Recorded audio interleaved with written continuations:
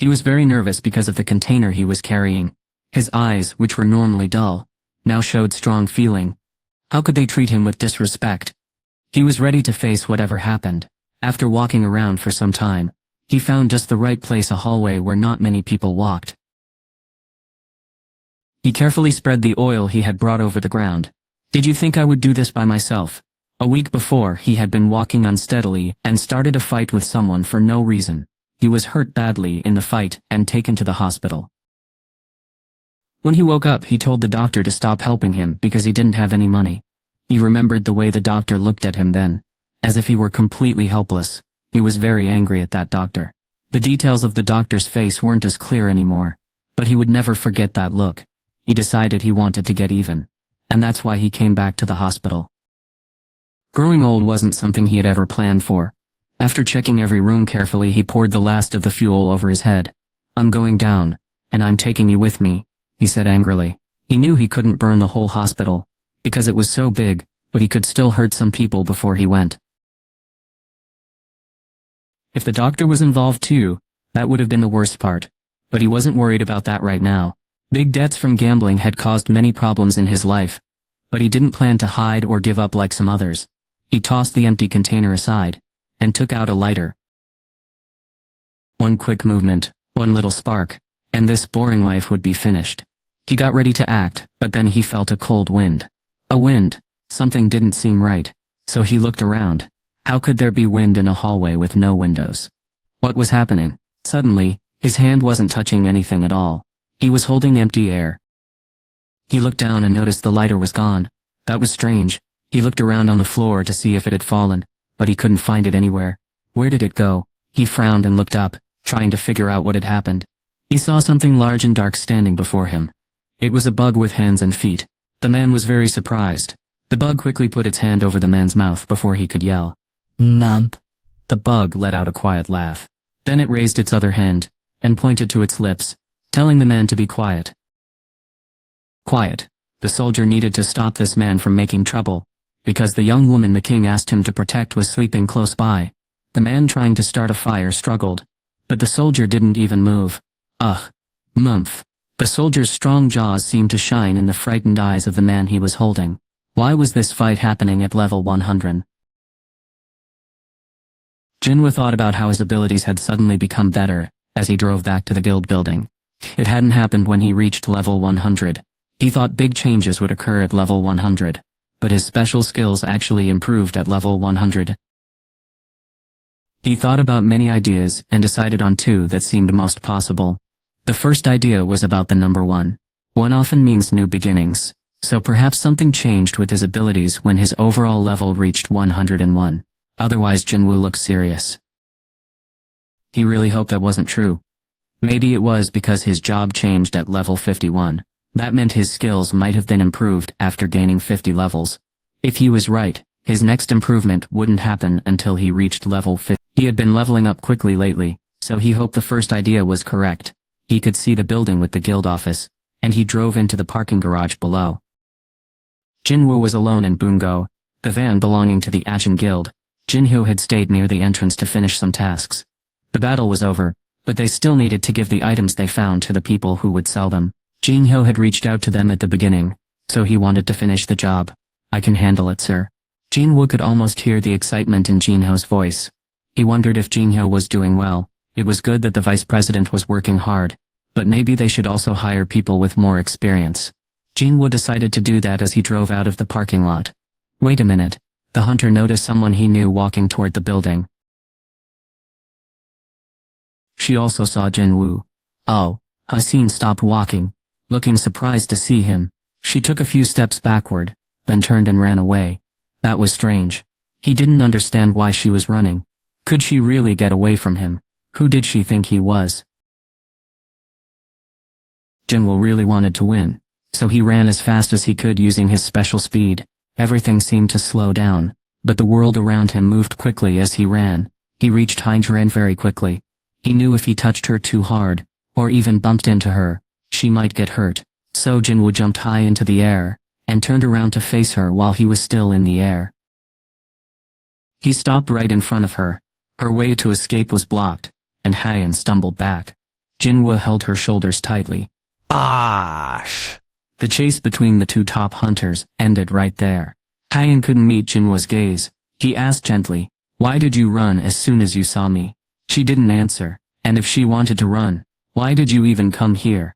If Hayan really didn't want to see Jinwoo, she shouldn't have come in the first place. Hayan's voice was barely a whisper. My car is in the parking lot. Jinwoo remembered seeing a car he didn't recognize there. The day she came to the office to ask about joining his group, he had used his power to take them straight to the Hunters Association gym. She hadn't come back to get her car after that. He guessed she heard they were going on a mission today and thought they would be gone a long time. But she didn't know they would finish a difficult mission so quickly, in just a few hours. Because of this, they bumped into each other, and found themselves together. Keegan felt embarrassed under Jinwoo's look, so he breathed out slowly, and let her leave. You don't need to avoid me, he said with a smile. People often change what they think.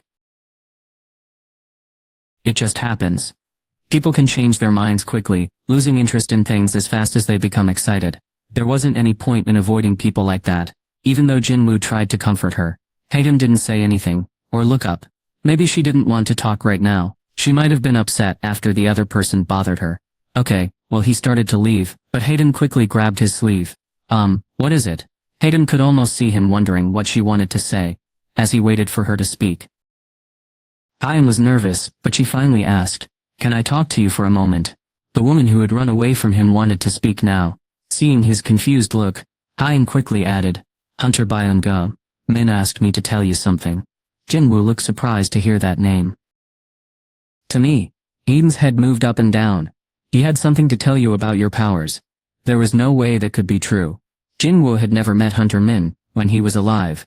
The only time he had ever known Hunter Min was when he briefly made him one of his shadow soldiers. Hunter Min was very brave, and did what he needed to do. Because of him, Haerin didn't die. She and Jinwoo were able to talk because he helped them. But when did Hunter Min find time to send her a message? Jinwoo had never shown his abilities to this man. He had already finished the job by the time Jinwoo got there to help. This didn't make sense to Jinwoo. Seeing Jinwoo's confusion, Hayan began to explain. Hunter Sung, your power is wait a moment please. It didn't matter if she was being honest or not. They shouldn't talk about this where anyone could hear. Jinwoo looked around at where they were. Let's go somewhere quiet to talk. Chairman Yu took the papers from his assistant. What are these? Information from the investigation at Seoul Ishin Hospital. That is where Jinwoo's mother was a patient. Chairman Yu looked closely at the papers as he began to read. A nurse came into her room one morning, and found she had woken up.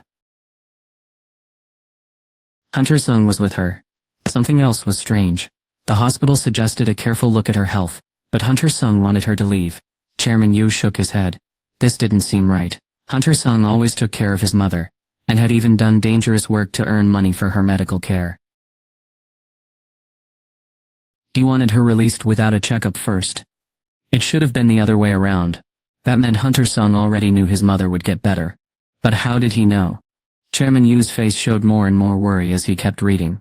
Everything about Hunter Sung was confusing. The thing with the double dungeon, his sudden second awakening, his mother getting better, and his strange ability to create many helpers. So many things happening together, meant nothing was happening by chance. Everything was troubling Chairman Yu, so he made a decision. I need to talk to Hunter Sung. I will send someone to get him today. That won't be necessary. Secretary Kim was surprised and asked, "Are you going to visit him yourself, sir? Think about who Hunter Sung is." Secretary Kim didn't have anything to say to that. But Secretary Kim's cell phone vibrated as Chairman Yu turned back to his work. Okay. With his boss's permission, Secretary Kim checked his phone to see a new text message with important news. Sir, Chairman Yu looked up. There's a broadcast coming from Japan.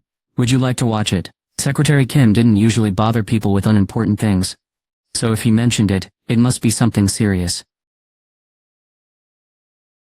At Chairman Yu's signal, Secretary Kim switched on the big television on the wall. This is reporter Sungwoo Park. As you can see, the screen showed live pictures of a busy part of Japan. Shinjuku, Tokyo. Japan, the most exciting area in the country, was covered in darkness. Everything on the street stopped. Cars, bikes, and people all came to a halt. People slowly started getting out of their cars.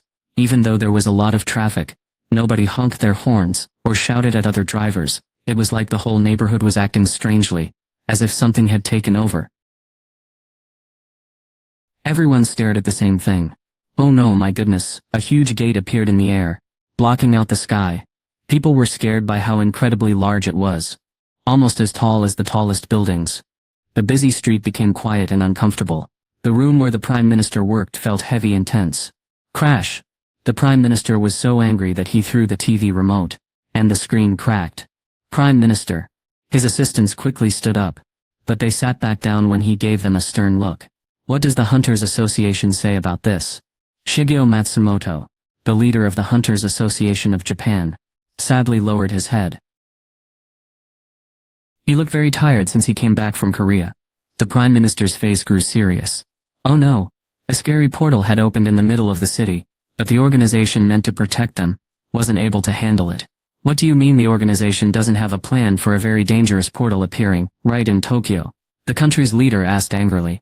Instead of responding to his outburst, the others standing with him stayed quiet and didn't say anything. The Prime Minister sank back into his chair, looking very worried. It seemed like a huge burden was on his shoulders. Please tell me the truth, President Matsumoto. He pointed to the broken television screen. What will happen if it explodes? Everything will be finished. The Prime Minister had thought as much. He covered his ears and said quietly, I understand now, so Tokyo will be destroyed because of just one gate. That's not what I was trying to say, sir. Huh? The Prime Minister looked up. President Matsumoto spoke without any feeling. I meant Japan is finished. Is there somewhere more private? But as Heian and Jinwoo looked around, they both became embarrassed. Why were all these buildings like this? They were surrounded by places where it would be unusual to see a man and a woman enter together. Jinwoo tried to make the uncomfortable situation better. Since you need to get your car, should we go back to the office? Oh, that sounds good. Jinwoo thought Heian's gentle nod was sweet. He turned toward his office. Shall we? Sure. Walking back reminded him that Heian was a very skilled hunter too. They had run a long way. Their quick chase covered a distance that would take most people 10 minutes to walk. They reached the office on the 3rd floor, and Jinwoo used his fingerprint to unlock the door. He walked toward the meeting room, but Heian stayed near the entrance. She looked confused and asked, Is it dark in here? Jinwoo hadn't noticed how dim the office was. Sometimes it seemed dark, because Jinwoo could still see well, even when it wasn't very bright. Heian didn't have that same benefit. Jinwoo flipped on the light. His guest looked around the bright office and asked carefully, Is anyone else here? Our vice president is still at the battle location. Are there only 2 people in your group? Heian saw Jinwoo look annoyed. It's okay. She was realizing that what seemed logical didn't always work with this man. Wait a second. Was it just the 2 of them in the whole building? She hadn't felt this worried in a long time. It might be the first time since she gained her special abilities. Xian was very powerful, even stronger than most eggs. So how many people could make her feel uneasy?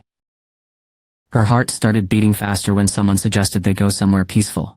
She quietly laughed at feeling like a regular girl again instead of a very skilled hunter. Hee hee. Jinwoo saw Heian trying not to laugh. Was it funny that there were only 2 people in their group? He realized it might seem strange to someone from the Hunters Guild, the most famous group in Korea. Jinwoo didn't worry about it and went into the meeting room. He offered the woman a chair near the door and sat across from her. Jinwoo waited for her to get comfortable before starting to talk about what was important. So what happened? The feeling in the room changed when he asked, How could Hunter Men send me a message for you? Jinwoo looked honest and serious. He didn't know much about Hunter-chan, but she seemed like someone who told the truth. Because of this, he was ready to listen to what she said. It took Heian a moment to start her story, as she tried to remember what happened. That day Heian looked up and met his eyes. Tears filled her eyes, and Jinwoo quickly understood where the story would begin. Heian quietly continued speaking. I heard a voice. As Heian fell, Byung-gu's hand reached down from above and caught her. Hunter Men. Byung-gu nodded slowly. Heian had to look closely to make sure it was really him, because he was covered in strange black armor from head to toe. If his face hadn't been visible, she wouldn't have known who he was. Heian asked, Where are we? I don't know either, but I know what will happen if you let go. Heian was about to look down, but Byung-gu quickly told her not to. No, don't. What? Surprised, Heian looked back up at him. Byung-gu seriously explained what would happen. If you look down, you might not be able to look up again. Hyun felt he was wishing for something deeply. Could it be? She suddenly remembered things from before she passed out. She remembered the attack on Jeju Island, the giant ant queen, and the surprising appearance of the really scary monster ant. She felt something coming toward her quickly, and then everything went black. Did I pass out? Byung-gu shook his head. Not exactly. What about you, Hunter Min?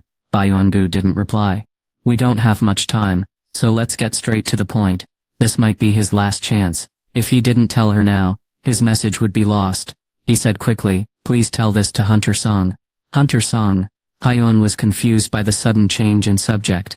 He needs to be careful with the power he has. What do you mean? I'm sure you've figured out by now, but I used to be dead. I fell to the very bottom of the hole, but someone pulled me up from the deep darkness, and who was that person? Yes, it was Hunter Sung. Hung Sung didn't know what to think.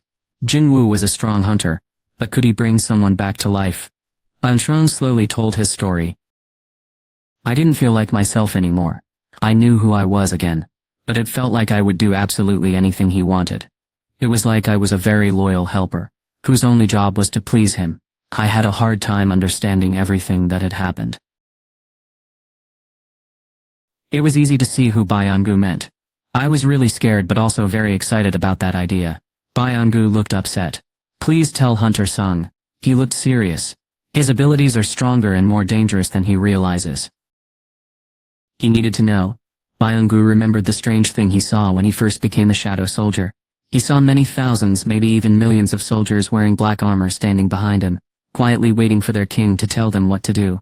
Just as Byung-gu looked at the general at the front of the army, he passed out. When he opened his eyes, Hyun was standing in front of him. He understood right away what he had to do, and that he needed to tell Jinwoo about the powerful ability Jinwoo possessed. During the short time they were connected in their minds, Byung-gu had seen the truth about Jinwoo's power, and the hunters who fought with him. Byung-gu felt like time was running out, so he shouted, please remember that Hunter Sung's army is a bright light from above surrounded Hyun. Byung-gu's expression became serious. His real army is... But his words disappeared into the silence. That was all Hasim remembered, and even those memories had just come back to her like a strange dream. Jinwoo looked worried as he listened. Could a person who was about to die meet the spirit of someone who had already passed away? It seemed unbelievable. Maybe this was a made-up memory, something her mind created because she was so close to dying. Jinwoo shared what he thought. I thought about that too. That's why she waited a few days to think about it before telling Jinwoo. Jinwoo nodded to show he understood, then gave her his phone. Would you like to share phone numbers? I would be grateful if you could tell me quickly if you remember anything else. Dawn nodded. Yes, I can do that. Her face looked a little happier than before. Japan quickly asked for help from other countries around the world. It was not surprising that things turned out this way, because they had lost many of their strongest fighters. However, most countries did not react warmly to the news. The world remembered that Japan had not helped when there was trouble in Korea, a nearby country. Japan only offered assistance when the problem started to affect them directly. The United States did not send its best hunters to other countries, and even China, the strongest hunting nation in Asia, refused to help. America decided not to help Japan. Would China just watch Japan fail? This was the second day of the strange events in Tokyo. Time was running out. What would Korea do? Everyone in the world was watching Japan, and news articles with worrying questions appeared every day. Even though people were scared and losing hope, one hunter offered Japan a chance to be saved. His name was Yuri Orlov. The Russian hunter, who was very powerful, asked them to talk with the Japanese government. President Matsumoto flew to Russia right away. Yuri did not go to the airport to meet the Japanese people. He decided to greet them in the large living room of his fancy house. I am Shigeo Matsumoto. A proud middle-aged man with blonde hair told them his name. Yuri Orlov said, I think you know I'm the best hunter when it comes to helping others. He sat down to talk. Before the meeting, Yuri asked for information about the gate. As soon as they gave him the papers, he started reading them. Time passed and he nodded as he did math in his head. 10 billion yen each day, and I will keep the gate closed for as long as you need. The Japanese representatives were surprised by the high price, but President Matsumoto raised his hand to tell them to wait. The Japanese hunter sat down. It seems like we can talk things over calmly now. Yuri laughed, and you could clearly see a gold tooth in his smile. 3,060 billion a year. That's how much money it will take to help our country. It's not asking for a huge amount each day. Is it? What do you think? Will you give 10 billion yen to save our country?